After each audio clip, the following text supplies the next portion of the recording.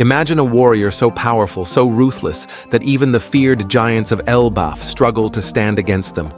The gods' knights have finally revealed their true might. But what if I told you that one of their strongest members harbors a fear so deep, it shakes their very core? In One Piece. Chapter 1142, Gunko, the fearsome archer of the gods' knights, utters a single name in terror, Nika. But why would a high-ranking enforcer of the celestial dragons fear the legendary sun god? The answer changes everything. The gods' knights have long been a mystery in One Piece, but the latest chapters have given us a glimpse into their personalities, powers, and hidden weaknesses. As their sinister plot to abduct Elbaf's giant children unfolds, we witness the terrifying abilities they wield. However, the greatest shock comes when Gunko, one of their most formidable warriors, reveals her deepest fear, not a monster, not an army, but Nika himself. What does this mean for Luffy, the inheritor of Nika's will? And why would a knight of the celestial dragons fear the very symbol of liberation? Let's break it all down. One Piece. Chapter 1. 1100. 42 introduces a fear-based devil fruit. This leads to Gunko sharing her biggest fear. In One Piece. Chapter 1142, after only a few chapters of waiting, the gods' knights began carrying out their plan to capture Elbaf's enormous offspring. To do this, the gods' knights, without exposing the entire scope and true nature of their talents, have managed to entice the majority of the youngsters away from the adults who were once guarding them. To do this, the gods' knights of One Piece used their strange talents to put all of the youngsters to sleep and manifest their deepest nightmares as monsters. While the adults, including Saul, are busy dealing with the monsters, one of Gunko's arrows is seen taking the sleepwalking youngsters away from safety. As the youngsters leave the Walrus School, God's Knight Summers asks Gunko what she fears the most likely in response to the group's recent use of the fear-based ability. To his surprise, she merely responds with Nika, which leads directly to the end of the story. Nika seems like an odd figure. To fear the sun god could threaten the traditions of the world government. Nika represents freedom and potential change. Change entails dealing with the unknown of what comes next. Although it may appear strange to fear Nika, especially given how happy she has been portrayed in the past, it is acceptable to dread her when it comes to the gods' knights. For fans with numerous meanings of Nika, one of which is a destructive force, it's plausible that Nika is threatening a group of people seeking to preserve the celestial dragon's long-standing legacy. In some ways, the gods' knights represent tradition, while simultaneously seeking to maintain the order of their contemporary world, no matter how immoral it is. Even aside the destructive ideals behind Nika, the figure may be a frightening subject for any celestial dragon. He primarily represents the concept of freedom, which challenges the concept of order established by One Piece's world government over the course of many years. For the world government, and thus the gods' knights, all interpretations of Nika clearly violate the current world order. Gunko may have had a negative experience with Nika. She may have been brainwashed by world government propaganda. However, for someone to fear Nika as Gunko does, there must be a more personal reason.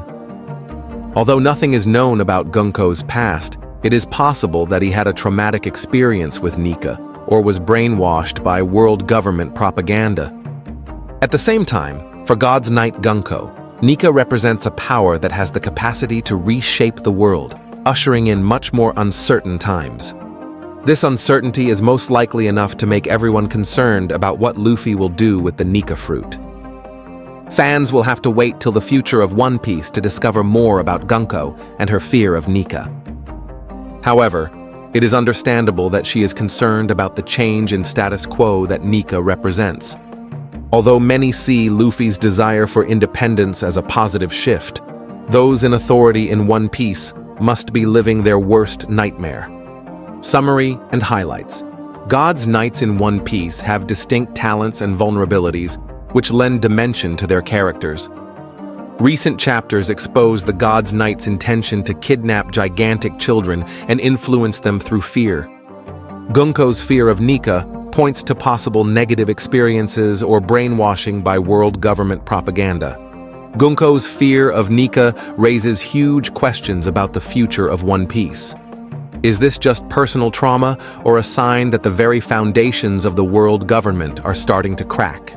With Luffy growing stronger and Nika's legend continuing to rise, the God's Knights may soon face the one thing they were never prepared for: true freedom. But what happens next? Will the God's Knights strike back with everything they have? Or will Gunko's fear become the key to their downfall? Let me know your thoughts in the comments, and if you enjoyed this deep dive, don't forget to like, subscribe, and hit that notification bell for more One Piece breakdowns. Thank you very much for visiting the Mugiwara Review YouTube channel, buddy. We hope you enjoy our review analysis. Don't forget to subscribe and continue joining us on our joyful journey in the world of anime. If you have any wishes, question, or suggestions for our next videos, feel free to express your thoughts on the comments below. Thank you very much for your support, and until we meet again, see you next time, buddy. What is One Piece anime? One Piece is a manga and anime story about a young boy named Monkey D. Luffy who wants to be the king of the pirates in the world. As a child, he eats a devil fruit, a strange plant that makes him able to stretch like rubber. Before the show starts, Luffy goes out into the world for the first time and starts to gather a group of pirates. The main group grows over time, but it starts with Luffy, Nami the Navigator, and a swordsman named Roronoa Zoro. At some point, Luffy and his friends are known as the Straw Hat Pirates, and they go on many exciting adventures across the ocean. One Piece is a lot of fun because it's silly.